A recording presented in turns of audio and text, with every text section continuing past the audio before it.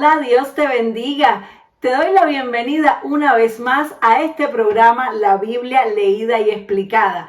Hoy continuamos leyendo la primera epístola del apóstol Juan y ya vamos a terminar el capítulo 3 con este pasaje que se titula Hijos de Dios, y vamos a leer la tercera parte de este pasaje que se encuentra en los versículos desde el 19 hasta el 24, pero antes, como siempre, vamos a orar. Padre, te damos gracias, Señor, por este día precioso que tú nos das una nueva oportunidad de leer tu palabra. Te ruego, Señor, que tú ilumines mi entendimiento y me des sabiduría, Señor, y que uses mis labios, Dios mío, para transmitir las verdades que nos quieres transmitir a través de ella. Te damos muchísimas gracias en el nombre de Jesús. Amén y amén. Así que vamos a leer en Primera de Juan, capítulo 3, verso 19, dice así: y en esto conocemos que somos hijos de la verdad y aseguraremos nuestros corazones delante de Él.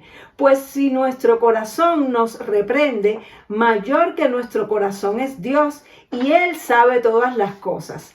Amados, si nuestro corazón no nos reprende, confianza tenemos en Dios, y cualquier cosa que pidiéramos la recibiremos de Él, porque guardamos sus mandamientos y hacemos las cosas que son agradables delante de Él. Y este es su mandamiento, que creamos en el nombre de su Hijo Jesucristo y nos amemos unos a otros como nos lo ha mandado.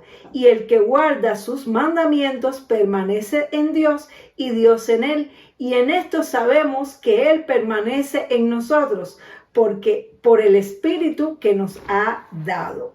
Gloria a Dios. Y así cierra este pasaje precioso el apóstol Juan, hablándonos y enseñándonos las características de los hijos de Dios, para que nosotros podamos saber, para que nosotros podamos discernir si primeramente somos nosotros o no hijos de Dios, y si otras personas también son o no son hijos de Dios, porque como estuvimos hablando en el capítulo pasado, hay personas que son hijos de Dios, son todos aquellos que han venido a Cristo, los que han confesado sus pecados, los que han creído en Él y permanecen en Él.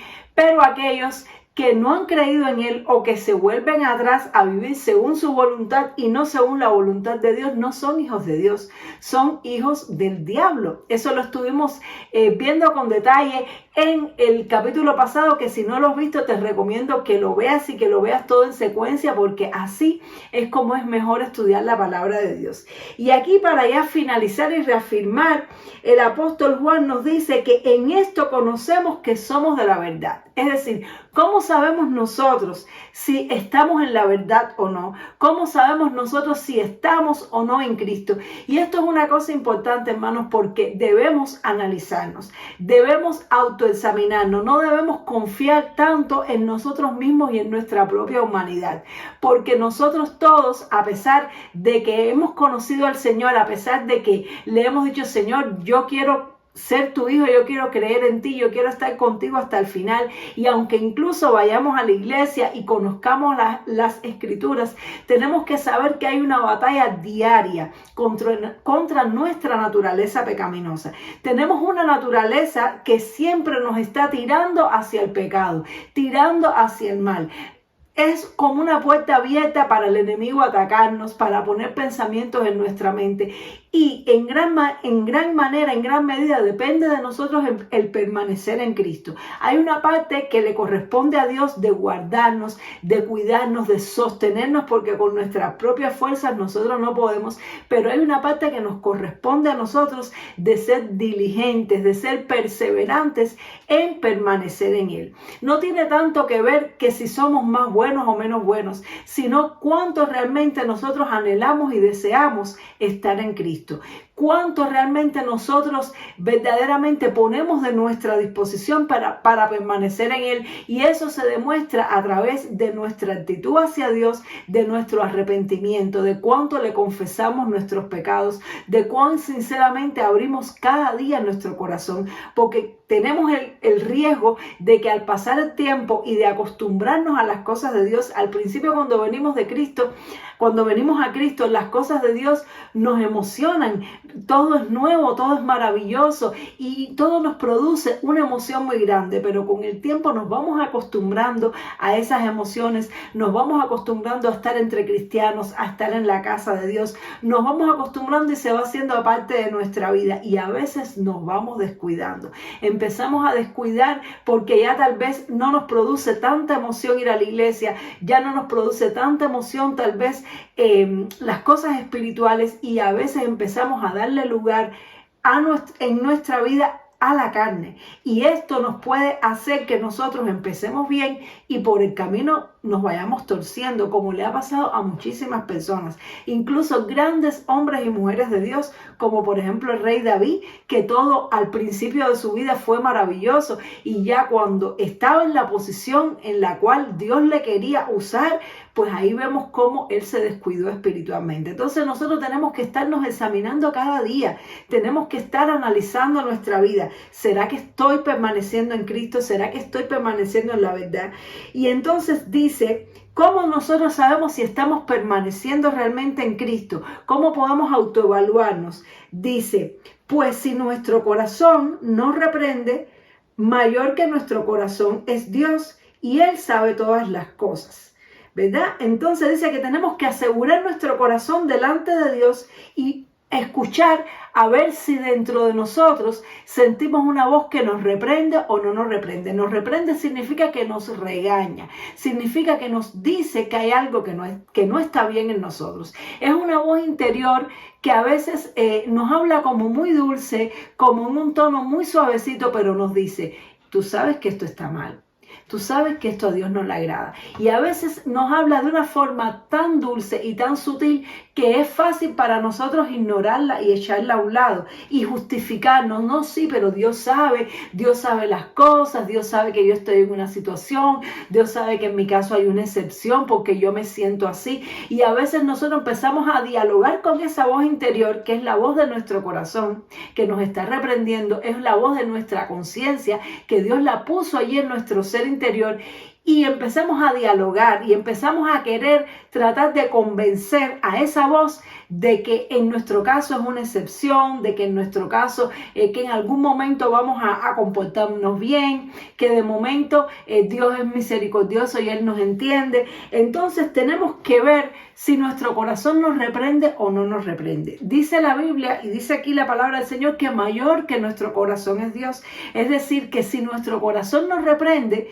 mucho más Dios está mirando cosas en nosotros. Dios pone esa voz allí en nuestro corazón para advertirnos, para que nosotros podamos enderezar nuestro camino. Él no quiere que nosotros vayamos chocando y dando tropezones, dándonos golpes y así enderezando el camino. Realmente los golpes y los tropiezos hacen enderezar el camino, pero nos dejan marcas, nos dejan huellas, secuelas, heridas que muchas veces se sanan, pero quedan ahí las cicatrices y Dios no quiere eso para nosotros. Él quiere que escuchemos esa voz interior que nos dice muy sutilmente, porque a veces queremos que esa voz nos reprenda duro, nos regaña así fuerte, pero no es así. Esa voz te dice muy sutilmente, eso que estás haciendo no está bien, no hagas eso. No le digas eso a esa persona, no te vistas de esa manera, no vayas a ese lugar, ten cuidado con lo que haces, aléjate de esta persona. Y nosotros entonces queremos autojustificarnos y esto no es lo que debemos hacer. Nosotros tenemos que escuchar esa voz y si entendemos lo que nos está diciendo, rápidamente confesar el pecado. Y hablar conforme a lo que la voz nos está diciendo. Decirle, Señor, perdóname porque estoy haciendo las cosas mal. Perdóname porque no debí decir eso. O ayúdame a no hacer esto que siento deseos de hacerlo. O dame la fuerza, Señor. Mira esta área de mi vida, Señor, que todavía tengo problemas. Y exponer el pecado delante de Dios y hablar delante de Dios las cosas. Ser sinceros con Dios. Y cuando somos así, entonces estamos permaneciendo. Y entonces dice que cuando nosotros le confesamos las cosas al Señor y nos ponemos a cuentas con Dios, esa voz se queda como satisfecha y ya no nos reprende. Y eso es lo que debemos buscar, eso es lo que debemos nosotros anhelar, un cristianismo con una buena conciencia. Porque realmente perfectos, 100% solamente vamos a ser cuando Cristo venga. Nosotros mientras estemos en este cuerpo vamos a pecar y vamos a cometer pecados, aunque sea pecados que no tengan una gran repercusión porque a lo mejor los manejamos internamente, pero nosotros siempre vamos a tener fallas hasta que Cristo venga y nos dé su cuerpo glorificado. Pero mientras tanto tenemos que tratar de vivir con una conciencia limpia delante de Dios. ¿Y cómo yo puedo, siendo pecadora, vivir con una conciencia limpia delante de Dios? Confesando mis pecados y hablando conforme a esa voz que está en el corazón, reconociendo que esa voz tiene razón y que yo estoy equivocada, confesando a Dios mis pecados y pidiendo perdón por mis pecados y creyendo que la sangre de Cristo me limpia y me purifica, y luego luchando contra ese pecado para no hacerlo. Llenarme del Espíritu Santo para tener el dominio propio para decir no al pecado. Entonces, cuando vivimos en esa lucha, cuando vivimos en esa batalla, cuando constantemente estamos confesando delante de Dios nuestras faltas, entonces ya nuestro corazón no nos reprende. ¿Por qué? Porque estamos limpios delante de Dios, no por nuestra propia justicia, sino por la sangre de Cristo que nos limpia de todo pecado. Y cuando esto sucede en nuestra vida, tenemos confianza. ¿En qué? En que estamos andando conforme a la voluntad de Dios. Esta es la voluntad de Dios, nuestra santificación, este proceso de purificación constante y diario. Cuando nosotros enfrentamos nuestro pecado, lo confesamos y vivimos luchando contra él, arrepintiéndonos, intentando no hacerlo, llenándonos de su espíritu para tener la fuerza para no pecar, entonces Dios ve esa batalla, Dios ve esa lucha y él ve que nosotros estamos queriendo agradarle, que nosotros estamos de parte de su reino y que no estamos dándole rienda suelta a nuestra naturaleza pecaminosa. Entonces se cumple en nosotros esta palabra: cualquier cosa que pidamos, la recibiremos. ¿Por qué? Porque guardamos sus mandamientos y hacemos las cosas que son agradables delante de Él. Es decir, que cuando tú y yo anhelamos las mismas cosas que Dios anhela, que es nuestra purificación, nuestra santificación, que caminemos en Cristo, que estemos permaneciendo en Él, nuestra voluntad se va a ir alineando con la voluntad de Dios y vamos a empezar a pedir las cosas que a Dios le agrada. Y entonces, ¿qué va a pasar? Que las vamos a empezar a recibir. ¿Por qué? Porque estamos alineados con Dios. No significa ser perfecto, significa estar alineado y eso conlleva un proceso constante de arrepentimiento. Entonces, cuando nosotros permanecemos, ¿cómo se va a evidenciar ese fruto? Se va a evidenciar en que creemos en Él, creemos en Jesucristo y nos amamos los unos a los otros. Se va a evidenciar en nuestro fruto, en nuestra fe, en nuestra esperanza, en el fruto de labios que confiesan su nombre, el nombre de Jesucristo, y en el amor que vamos a sentir por los hermanos, porque Dios produce ese amor en nosotros. Cuando nosotros estamos alineados como hijos de Dios con la voluntad de nuestro Padre, Él nos pone a nosotros el querer como el hacer, para amarle, para servirle, para creerle y para amar a nuestros hermanos. Dice: el que guarda sus mandamientos y permanece en Dios y Dios permanece en Dios y Dios en él. Es decir, que cuando nosotros llevamos esta vida, entonces no solamente nosotros permanecemos en Dios, sino de que Dios se deleita en estar en nosotros. No va a suceder que Dios nos visita de vez en cuando, sino de que Él mora y habita con nosotros, porque Él sabe que tú y yo no somos perfectos, pero Él quiere corazones sinceros, corazones contritos, corazones humillados delante de Él, que le quieran agradar, que estén dispuestos a renunciar a sus propios deseos para hacer la voluntad del Padre. Él está buscando esos corazones y cuando Él los encuentra, Dios habita en nuestros corazones y donde quiera que vayamos, la presencia de Dios está con nosotros. Y dice: y en esto sabemos que Él permanece en nosotros, en el Espíritu que nos ha dado. Es decir, que la evidencia de que Dios está con nosotros es el Espíritu Santo. Ese debe ser nuestro mayor anhelo. tener al Espíritu Santo, estar lleno del Espíritu Santo, y que eso se manifieste ¿cómo? Con los frutos del Espíritu, con el gozo, la paz, el amor, la benignidad, la fe, la esperanza. Cuando esas cosas están en nosotros, el dominio propio, eso se manifiesta. Eso es la verdadera riqueza espiritual. Eso es lo más grande y lo más lindo que podemos tener. Que el Espíritu Santo esté en nosotros. Él nos guía hacia toda verdad. Él nos da discernimiento. Él nos acompaña. Hace que no tengamos temor a nada porque sentimos su presencia. Por eso cuando David pecó y él entendió la gravedad de su pecado, él le rogó a Dios y no le dijo: Dios, no me quites el reino. Dios, no me quites la influencia. Dios, no me quites a mis esposas ni a mis hijos. No, él le dijo: Señor, no me quites tu Santo Espíritu. Por favor, no me quites tu Santo Espíritu. Porque David entendía que la riqueza más grande que él tenía no era el reino de Israel, no eran sus servidores, no era nada de eso, ni la plata ni el oro. La riqueza más grande que él tenía era ese Espíritu Santo que estaba dentro de él y que le reprendía y que le decía que hiciera las cosas bien, pero también le consolaba, le ayudaba, le arropaba.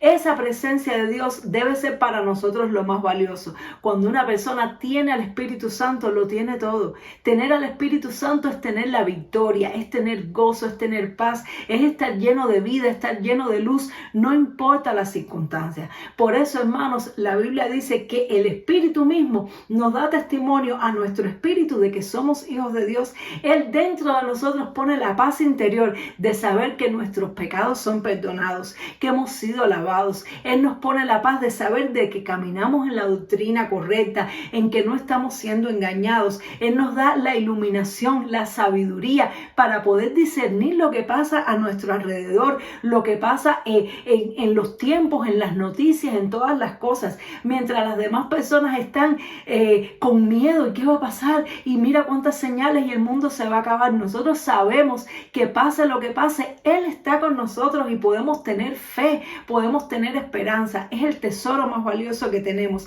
y podemos identificar como hijos de Dios cuando otra persona también está llena del Espíritu Santo, porque cuando dos personas que tienen el Espíritu Santo se encuentran, hay un gozo que estalla, hay una reacción de alegría y de gozo que nos da testimonio que estamos delante de otra persona que también tiene el Espíritu. Justamente lo que pasó cuando María fue en su vientre, llevaba a Jesús, ya estaba lleno del Espíritu Santo desde el vientre de su madre y se encontró con su prima Elizabeth y tenía a Juan el Bautista.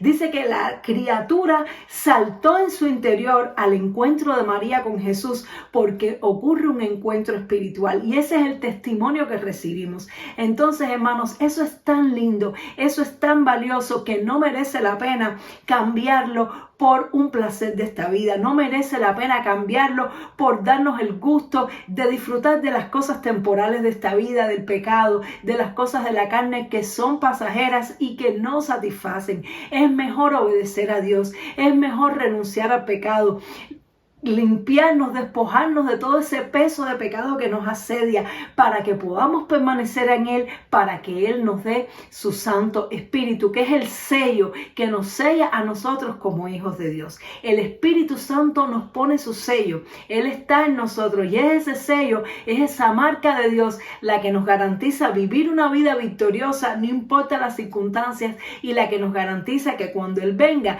estemos preparados, porque Él es ese aceite que llena nuestra lámpara para que seamos como las vírgenes sensatas, las vírgenes apercibidas, pero aquellos que se dejan vaciar del Espíritu, aquellos que dejan que el Espíritu Santo se entristezca y se vaya porque viven una vida de pecado, son aquellos que tristemente no están preparados para el regreso de nuestro Señor Jesucristo. Espero que esta palabra te haya motivado, te haya alentado a alinear tu vida con Dios, a entender que no es un problema de los defectos que tengas, sino de tu disposición de escuchar esa voz interior y de hablar conforme a ella, alinearte con ella, vivir una vida de arrepentimiento, de humildad, de humillación delante de Dios y pedirle todo el tiempo: Señor, quiero tu Espíritu, lléname con tu Espíritu.